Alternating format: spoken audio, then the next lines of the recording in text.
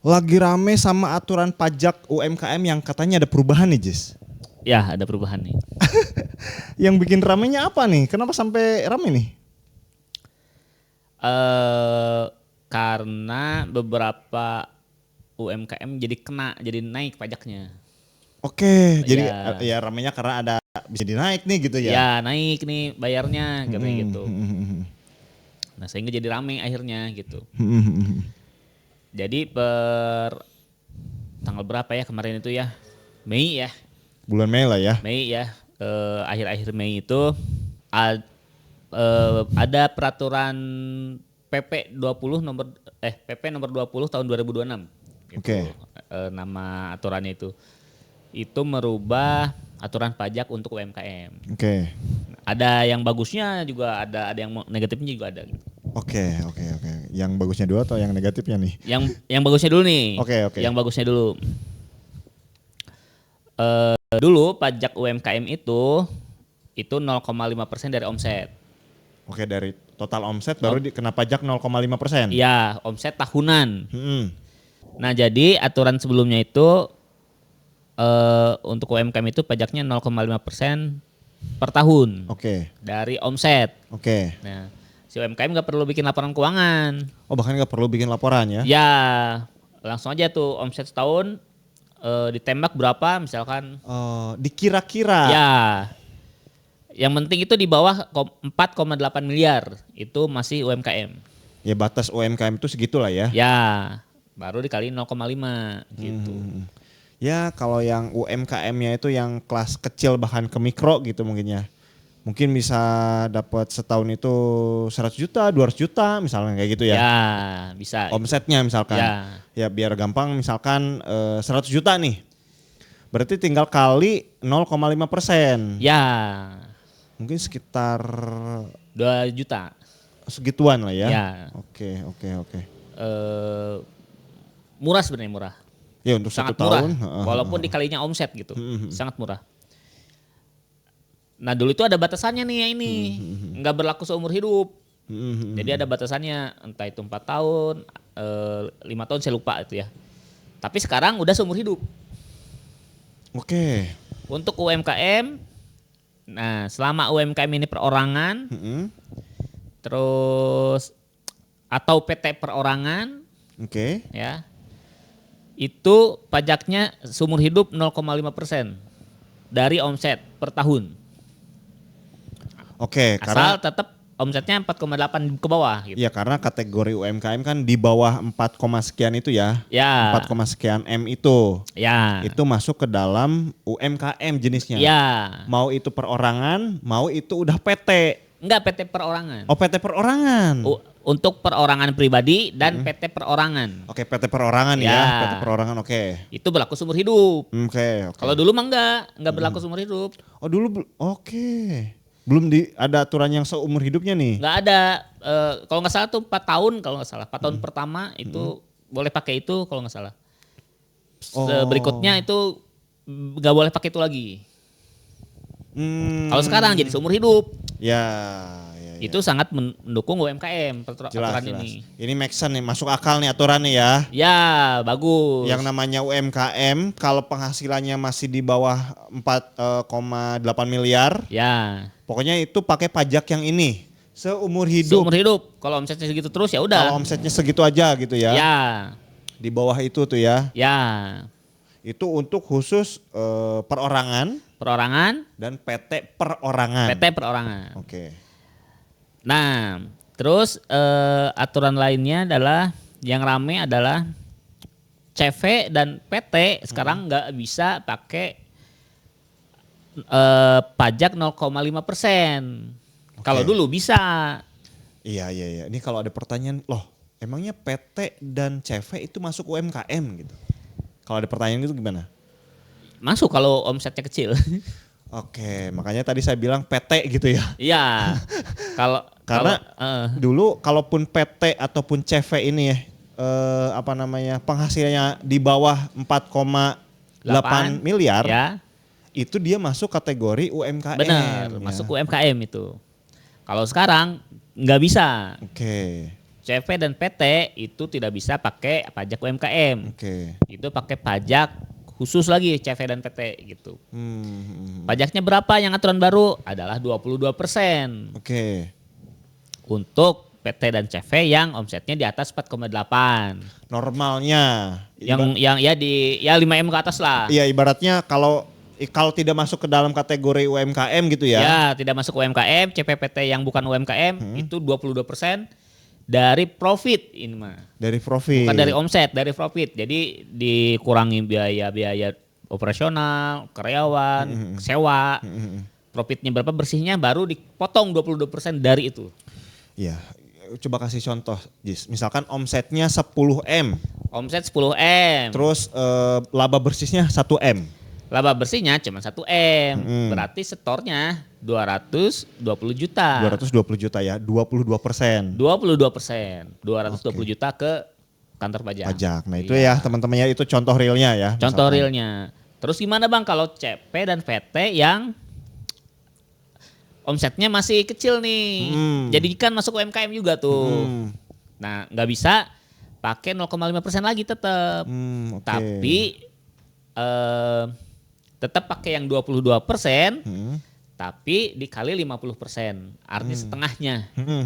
Atau biar gak pusing 11% lah. 11% dari profit.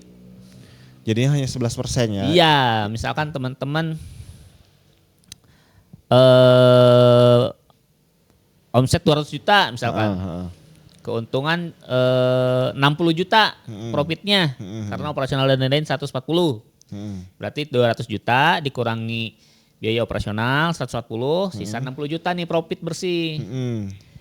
Dikalilah 22%, dikali 50%. Oke. Atau langsung aja 60 juta dikali 11%. Jadi store-nya adalah 6.600.000. Oke. Gitu. Masih lumayan sedikit agak kecil lah ya. Kalau yang 11% sih lumayan kecil sih. Yang 11% ini. Masih di anggaplah 10% lah. Mirip-mirip 10% kan. Iya. Nah, cuman yang udah ke atas nih, yang udah omsetnya di atas 4,8 yang bukan UMKM. Itu 22% langsung hilang profit kita. Iya sih. Lumayan yang tadi aja yang misalkan kita laba bersihnya 1M, 220 juta hilang langsung. Tapi ya dianggaplah kalau 10% juga sebenarnya sih agak lumayan gede sih sebetulnya kalau buat gitu. Cuman kalau dibandingin dengan PT yang normal misalkan kayak gitu ya, yang bukan UMKM gitu ya. Itu masih cukup apa ya? Ya karena sih untungnya kecil juga sih sebetulnya, jadinya kerasanya kecil gitu. Tadi kayak untung 60 juta gitu ya. Pajaknya cuma 6 juta kayak gitulah ya. Ya. Kesannya kecil gitu. Kesannya kecil. Cuman ya lihat untungnya juga kecil gitu. Untungnya kan ya selama 1 tahun gitu ya, kan. 60 juta setahun kan kayak gaji 5 juta gitu. Iya benar. Kayak gaji 5 juta per bulan bener kan? Kayak UMR ya. Ya. Iya. Bener. Iya. Nah aturan ini rame akhirnya di internet gitu. Iya rame ya. Terus ini yang jadi perubahannya itu gimana Jis? Kenapa Jis? Nah orang-orang itu terlalu fokus ke wah pajaknya jadi naik gitu. Padahal kalau menurut saya sih ini, saya sih agak setuju sih dengan pajak ini nih. Pertama gampang ngitungnya, mudah ya. CPPT 22% udah, UMKM 0,5%. Dan seumur hidup semua gitu ya. Gampang hitungnya. Itu terus kedua, banyak orang itu ngakalin pajak dalam artian misalkan satu orang tuh udah mau 5M nih, udah mau 4,8 nih. Oh yaudah orderannya masuk ke PT yang ini aja gitu. Jadi ngakalin. Jadi orang tuh punya banyak PT nih. Dan omsetnya UMKM semua. Sengaja dia bikin UMKM semua gitu. Iya, dia ibaratnya emang ngebagi itulah ya, ngebagi apa project. Ya, ngebagi project. Biar enggak sampai ke ini, enggak sampai limit 4,8 M gitu ya. Biar pajaknya 0,5% dari omset dan itu sangat murah. 0,5 dari omset itu, walaupun dari omset bukan dari profit. Itu sangat kecil gitu. Sehingga pemasukan negara menjadi sangat sedikit dan tidak fair karena orang-orang dicurang gitu. Dalam artian harusnya bukan UMKM tapi jadi UMKM gitu. Ya soalnya bayangin aja 4 miliar gitu ya pajaknya 0,5 gitu kan.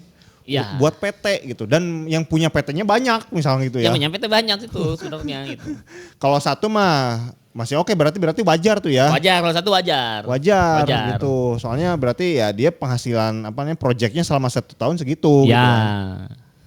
Ini mah kalau PT-nya banyak berarti kan modalnya dia gede banget tuh gitu kan. Punya banyak PT kayak gitu ya. Iya punya banyak PT. Ya, itu ngakalin biar bayarnya tidak banyak gitu. Nah kalau sekarang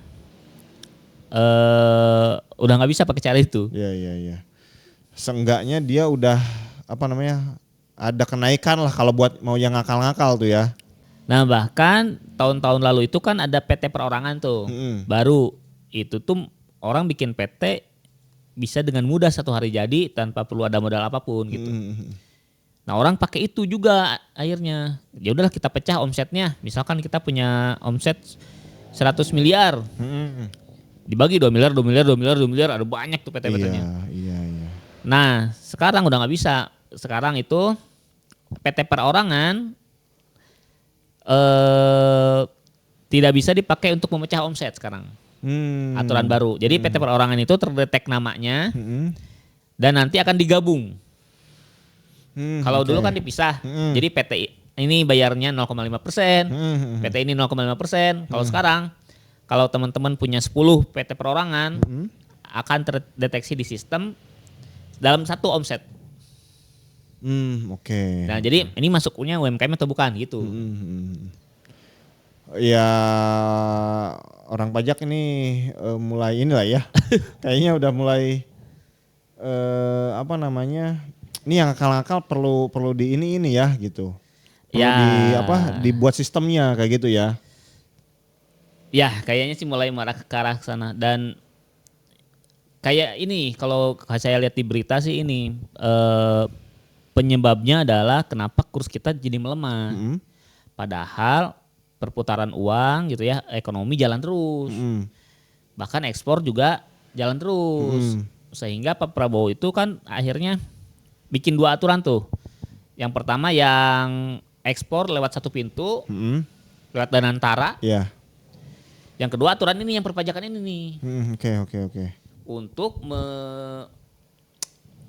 istilahnya ya membasmi mafia ini yang nggak mau setor ke negara karena gitu. Karena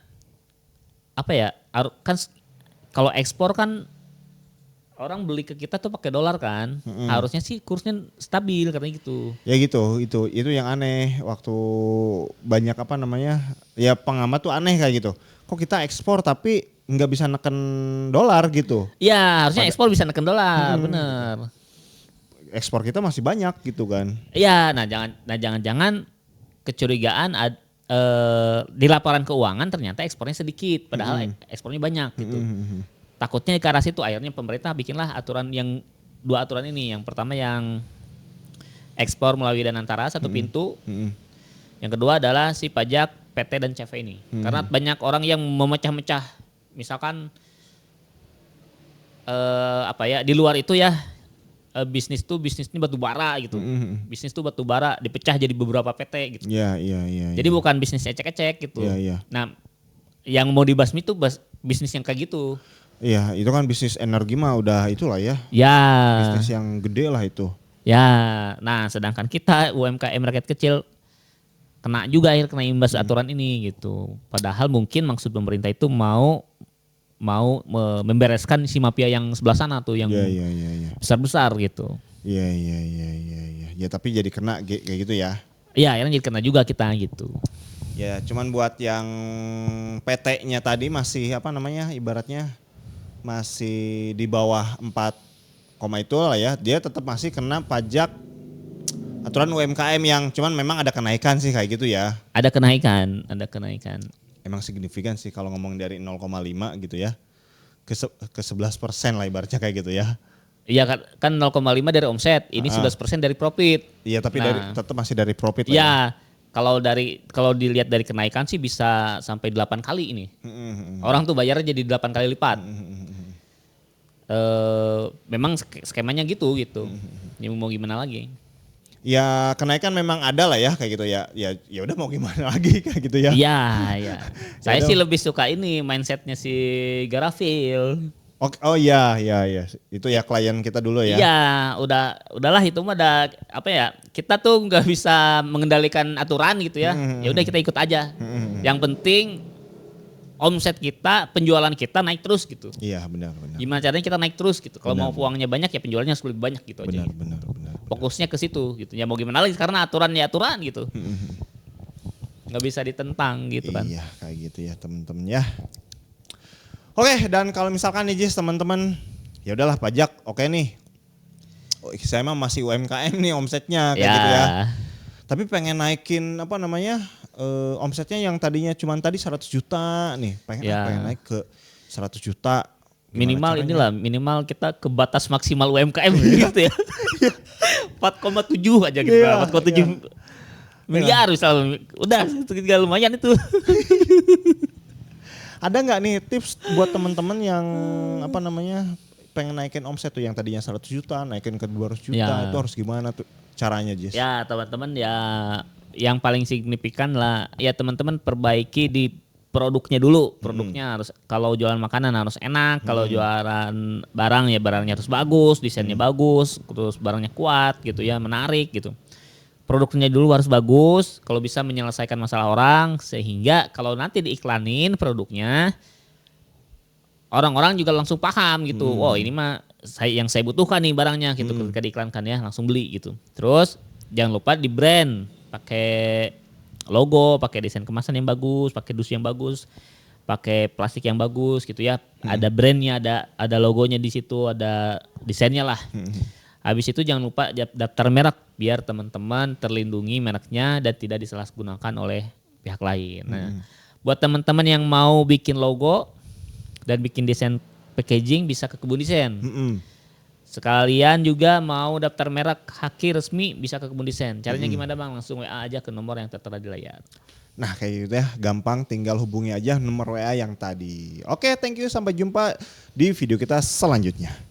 Bye-bye.